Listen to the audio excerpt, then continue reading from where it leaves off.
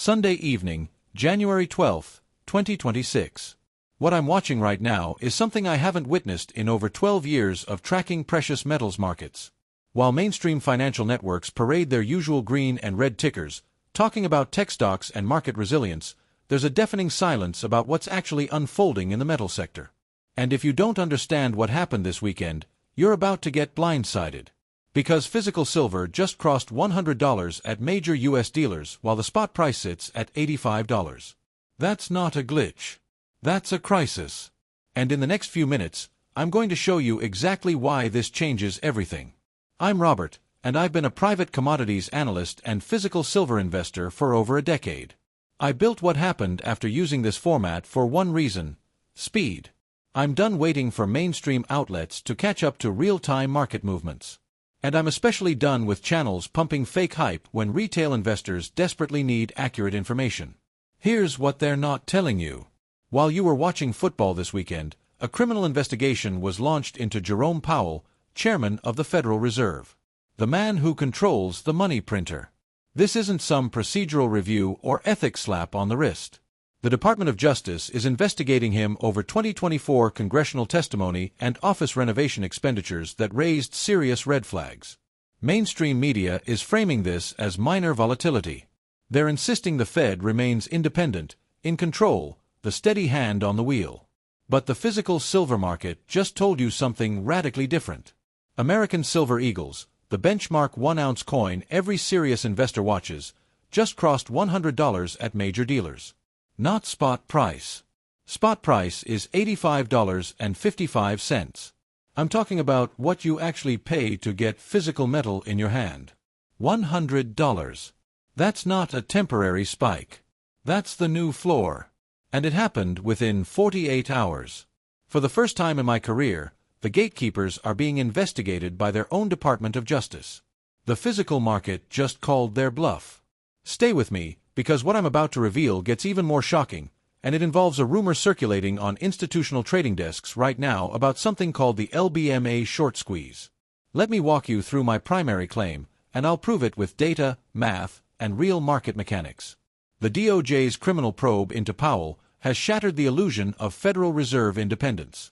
That loss of trust triggered massive safe haven flight into hard assets.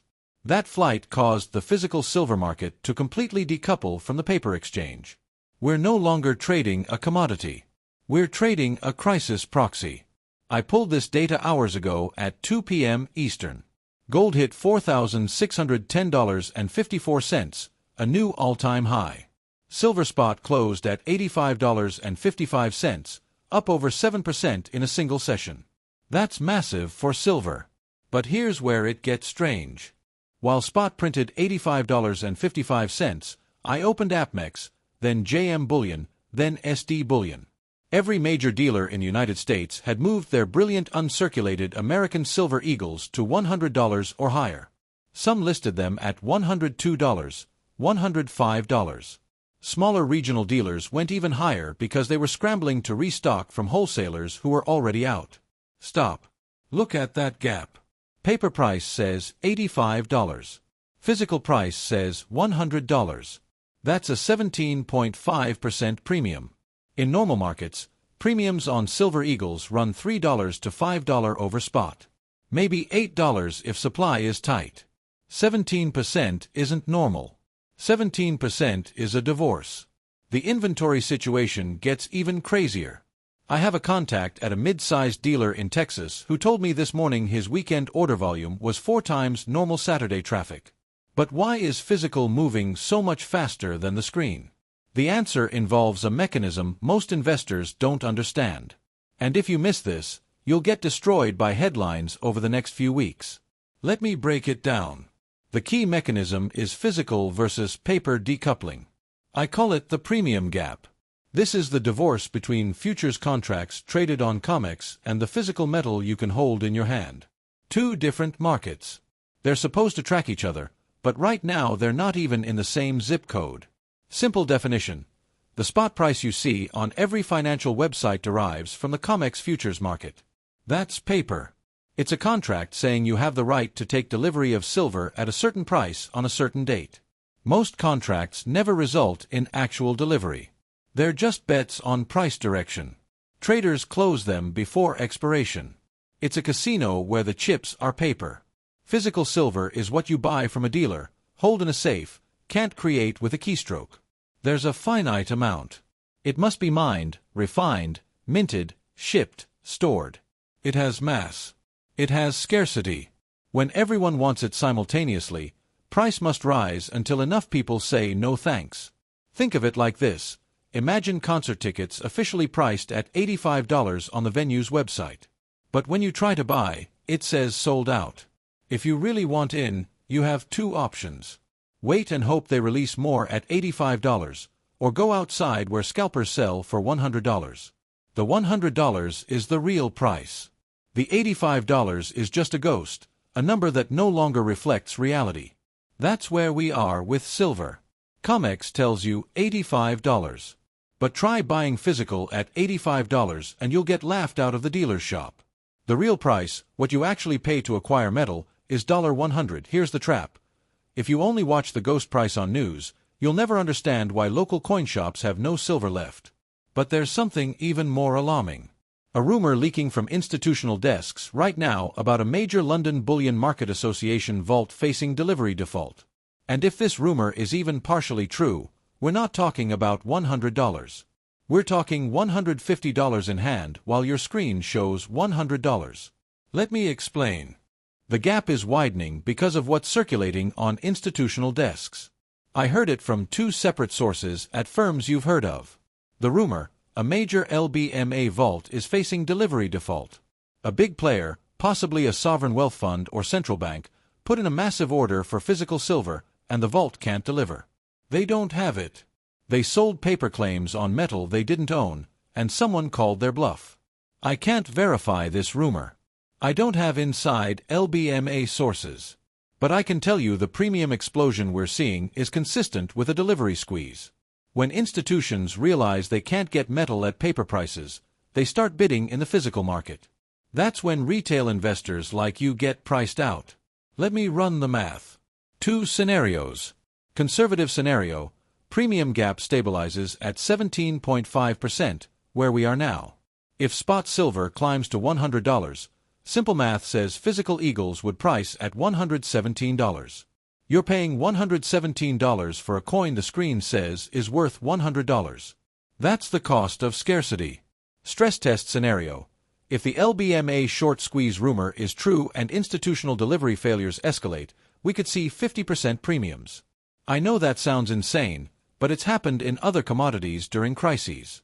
50% premium on $100 spot puts physical silver at $150 in hand.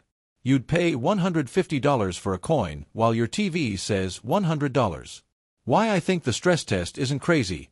Technical indicators are screaming warning signs that don't match physical demand. The relative strength index for silver is at 77.9, deeply overbought territory. Historically, RSI above 70 signals pullback. Traders see that and think time to sell. But physical demand doesn't care about technical indicators right now. RSI screams overbought, yet dealers can't keep inventory on shelves. This isn't normal technical rally. This is fear-driven accumulation. People aren't buying because they think silver hits $90. They're buying because they think the financial system is breaking. Here's another data point that makes no sense in normal environments. The US dollar index, the DXY, shows resilience. It's not collapsing. Usually when the dollar is strong, precious metals get crushed. That's the inverse relationship from Economics 101. Strong dollar equals weak gold and silver. Weak dollar equals strong gold and silver. But right now, both are rising. Dollar is holding, gold just hit all-time high, silver up 7% in a day. That shouldn't happen unless this isn't a currency trade. Unless this is a liquidity black hole event. Money is fleeing into anything that feels safe. Dollars, gold, silver. Doesn't matter. People want out-of-risk assets. The numbers don't match history books because history didn't account for a Federal Reserve chairman under criminal investigation. That's the variable nobody priced in. The Fed's independence was always myth, but a useful myth. It kept the system stable because people believed the Fed was above politics, corruption, reproach. That belief is gone. Once trust evaporates, price discovery gets violent. Let me address the skeptics head-on, because I've seen the counter-arguments. They're saying this is a politics-induced blow-off top, RSI is overextended. Once DOJ headlines fade, silver crashes back to $70. Just retail hype from fear-mongering content creators. Here's my rebuttal, and it involves what Morgan Stanley just told their institutional clients. I'd agree if this were just retail-driven. Retail can't move markets this size. Retail doesn't have the capital. But this isn't just retail. I saw a Morgan Stanley research note from Friday. Their entire commodities theme flipped to stay with metals. They're now telling institutional clients to buy silver as fiscal risk hedge. When big banks start recommending what they usually tell clients to avoid, the floor moves up. Morgan Stanley isn't a silver permabull. They don't care about silver. They care about making money for clients. If they're rotating into metals, their risk models are flashing red. Let me myth-bust another idea, that higher rates always mean lower gold and silver. That's the CNBC narrative. Fed raises rates, gold and silver fall because they don't pay yield. Cash and bonds become attractive. Simple story. Also wrong. Go back to 1979 and 1980. The Volcker Fed raised rates to 20%. 20. And silver went to its all-time high of $50 during that exact period. Why? Because the market didn't trust the federal rate hikes were proof inflation was out of control, not that the Fed controlled it. The market front-ran the chaos. We could be in similar setup. If the Fed hikes rates this year trying to restore credibility, it might have opposite effect. It might signal panic. If the DOJ probe continues, every rate hike looks like desperate attempt to save face. Here's what I'm watching. The institutional reaction, specifically COMEX. When paper markets lose control of price discovery, exchanges do what they always do, hike margin requirements. That forces retail traders long silver futures to either post more cash or close positions. It's shaking out weak hands. And it works. Every time they hike margins, you see temporary price dips as traders liquidate. I expect COMEX to announce margin hike within the next week, maybe two. If they do, spot price will probably pull back to $80 or $75. Financial media will say, see, rally's over, silver is crashing. But if you understand the mechanism, you know paper price dipping doesn't mean physical follows. Dealers might drop premiums slightly, but the $100 floor is likely sticky now. I'm also watching the gold-to-silver ratio, the GSR. This is how many ounces of silver it takes to buy 1 ounce of gold. Right now, with gold at $4,600 and silver at $85, the ratio is about 54 to 1. Historically, long-term average is around 60 to 1. When the ratio drops below 50, it signals silver outperforming gold.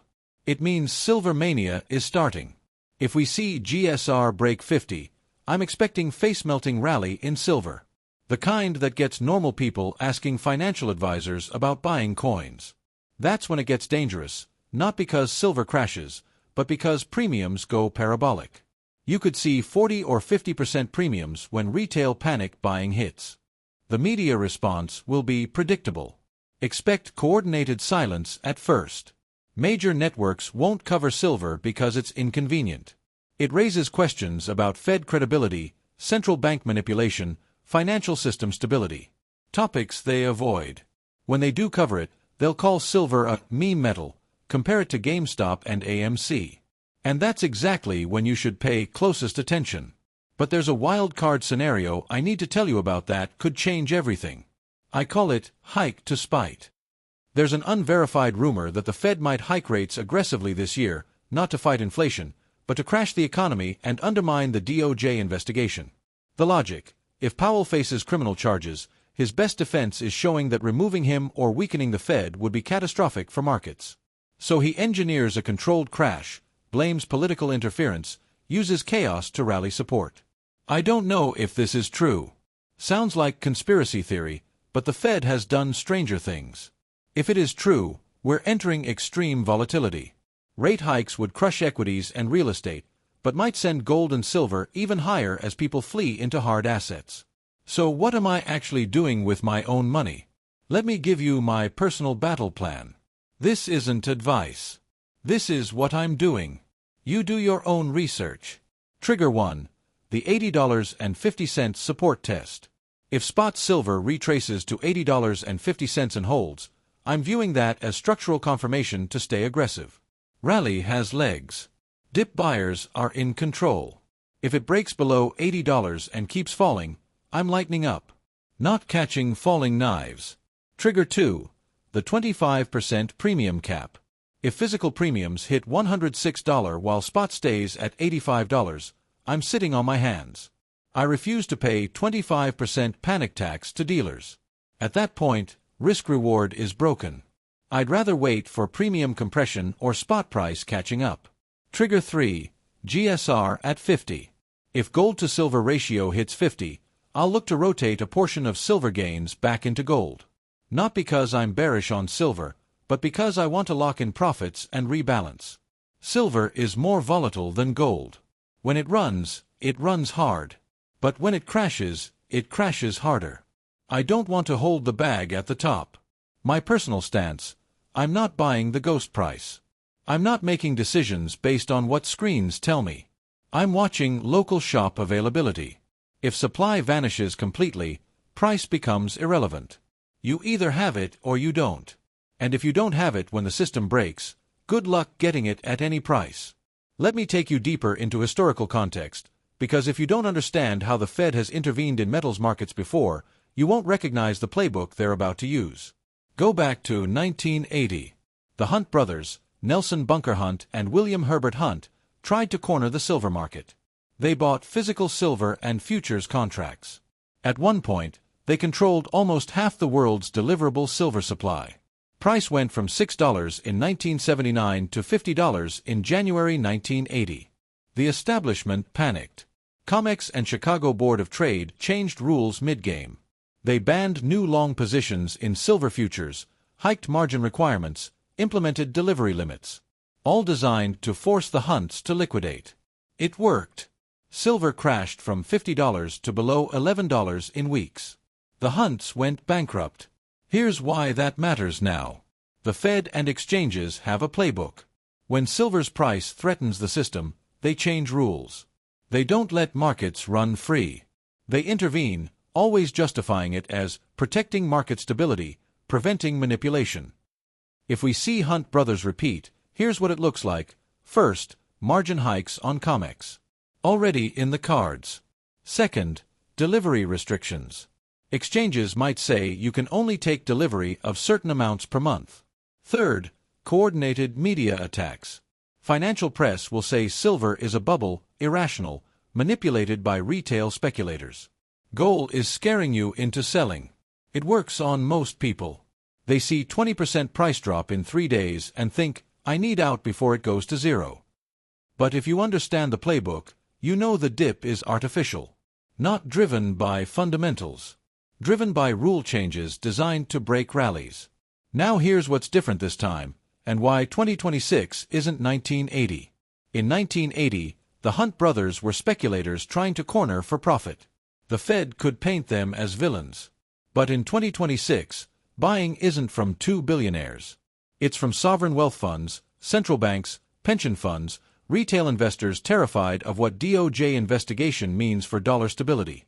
You can't paint that as manipulation. And there's a geopolitical angle that makes this even more explosive. I'm seeing reports that China and Russia have been accumulating gold and silver reserves for years. If they smell blood in the water, if they think U.S. financial system is weakening, they might accelerate accumulation. That would put even more pressure on physical supply and turn the silver market into proxy battleground for much larger economic war. The U.S. isn't the only country dealing with central bank confidence crisis. European Central Bank has been under fire for years. Bank of Japan is trapped in zero-rate policy, can't see escape without crashing their bond market. China's economy is slowing. The entire global monetary system is under stress. When central banks lose credibility simultaneously, flight to hard assets becomes stampede. It's not just Americans buying silver. Europeans, Asians, Middle Easterners. Everyone with dealer access is trying to get physical metal. And supply is finite. Only so much silver mined each year. Only so much inventory available for delivery. That's why I think physical paper decoupling isn't temporary glitch. It's the new normal. As long as trust in central banks is broken, the premium gap will persist. You will pay more to hold physical than trade paper. That premium is the price of certainty in uncertain world. Let me give you another layer of COMEX intervention playbook. It's not just margin hikes. Exchanges can implement position limits. That means they cap how many contracts any single entity can hold. Stated reason: prevent manipulation. Real reason: prevent large players from forcing delivery. If you own 10,000 silver futures contracts at 5,000 ounces each, you have right to demand delivery of 50 million ounces. That's massive silver. If COMEX doesn't have it in vaults, they're in trouble. So they cap your position at, say, 1,000 contracts. Now you can only demand 5 million ounces. Still a lot, but more manageable. Watch for position limit announcements. If COMEX suddenly announces new limits on silver futures, it signals they're worried about delivery squeeze. That's actually bullish for physical silver price. It means the exchange is admitting indirectly that paper market is fragile. Let's talk supply side. Silver is unique because it's both monetary metal and industrial metal. About half of silver demand comes from industry: electronics, solar panels, medical devices, water purification. Other half comes from investment and jewelry. If we're in economic slowdown, industrial demand should drop. That's bearish. But if we're also in monetary crisis, investment demand should surge. That's bullish. Question is, which force wins? Right now, investment demand is overwhelming any slowdown in industrial demand. But that could change. One thing to watch: solar industry. Solar panels use silver paste in photovoltaic cells. If there's solar boom, that could tighten physical supply further. On the other hand, if solar subsidies get cut or industry slows, that frees up silver for investment demand. Mining side is also critical. Silver is mostly mined as byproduct of other metals: copper, lead, zinc, gold. Only about 30% comes from primary silver mines. That means silver supply isn't very responsive to price. If silver price doubles, you can't just open new mines overnight. Takes years to develop a mine. That inelasticity of supply is bullish in demand surge. Market can't quickly adjust to bring more silver online. So price has to do all the work. It has to rise until enough marginal buyers say, "That's too expensive, I'm out." Given the monetary crisis dynamic, I'm not sure where that clearing price is. Could be $150, could be $200, could be higher. Here's a historical comparison that should terrify you. Weimar Germany, 1923, hyperinflation. Currency collapsed. People burned money for heat because it was cheaper than buying firewood. In that environment, physical goods became only store of value. Silver, gold, real estate, tangible assets. The U.S. isn't Weimar yet. But the loss of confidence in the Fed is the first step on that path. And the demographic driving this rally might surprise you. The demographic driving this rally: it's not ultra-rich. They're buying gold, art, real estate. It's the middle class. People with $50,000 or $100,000 in savings, terrified of it getting inflated away. They can't afford 10 ounces of gold at $4,600 each, but they can buy 100 ounces of silver at $100 each. It's accessible. It's tangible. It's insurance. Let me tell you what happens if the Fed tries to pivot and cut rates. Say DOJ investigation fizzles out. Powell survives. Fed decides to cut rates to juice the economy. In normal world, that's bearish for dollar, bullish for silver. But we're not in normal world. If Fed cuts rates after this crisis, it'll be seen as surrender.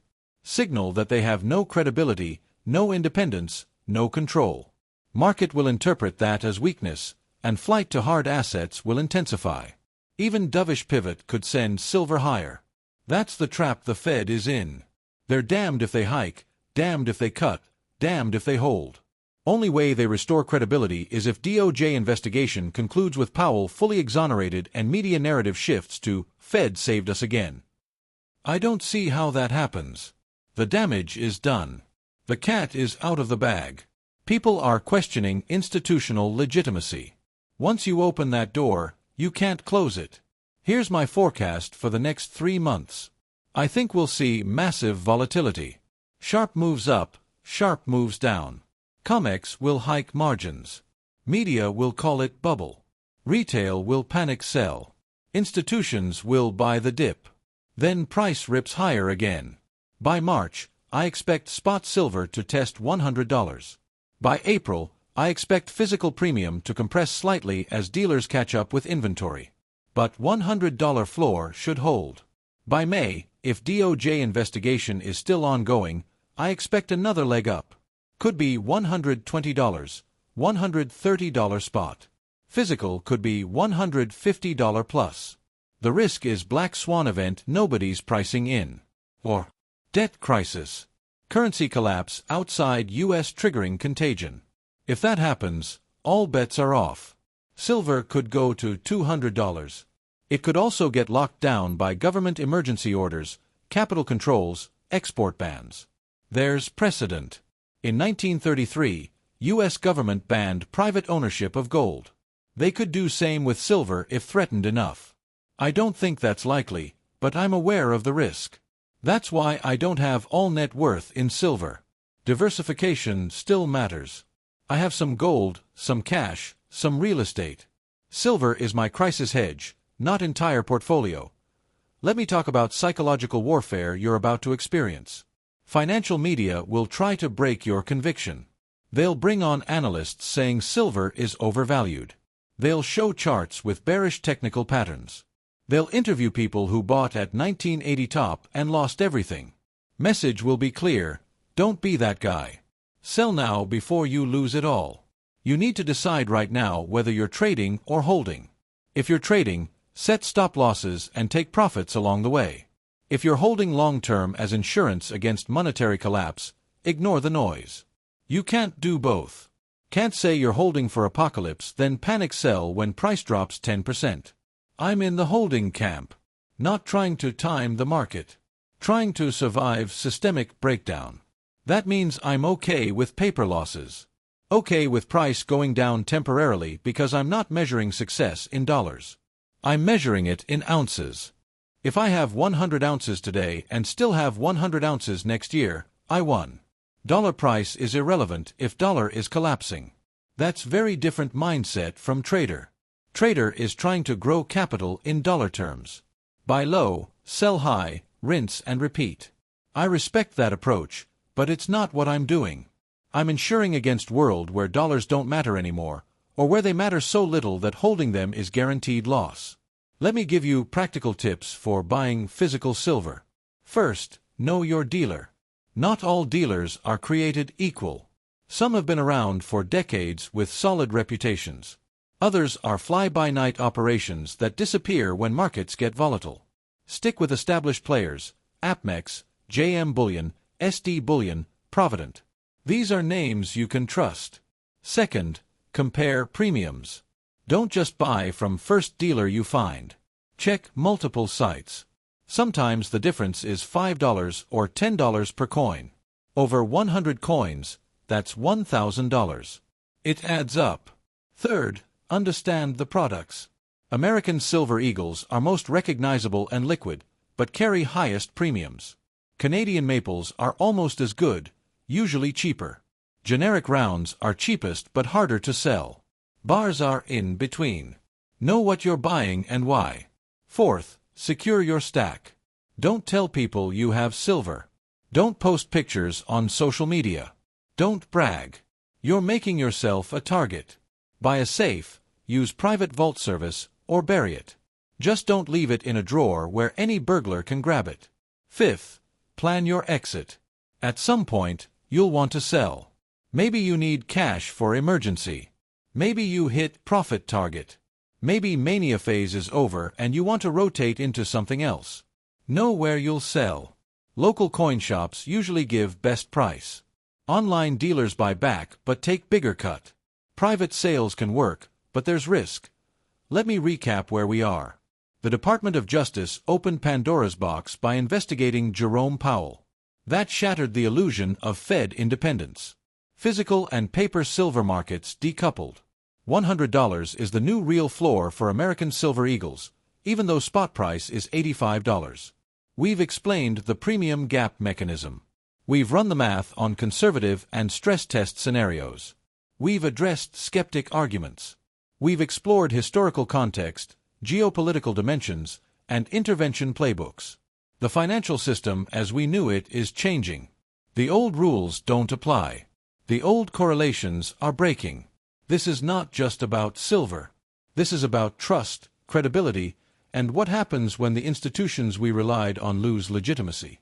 If you found this analysis valuable, subscribe to What Happened After for real-time market intelligence that cuts through mainstream narrative.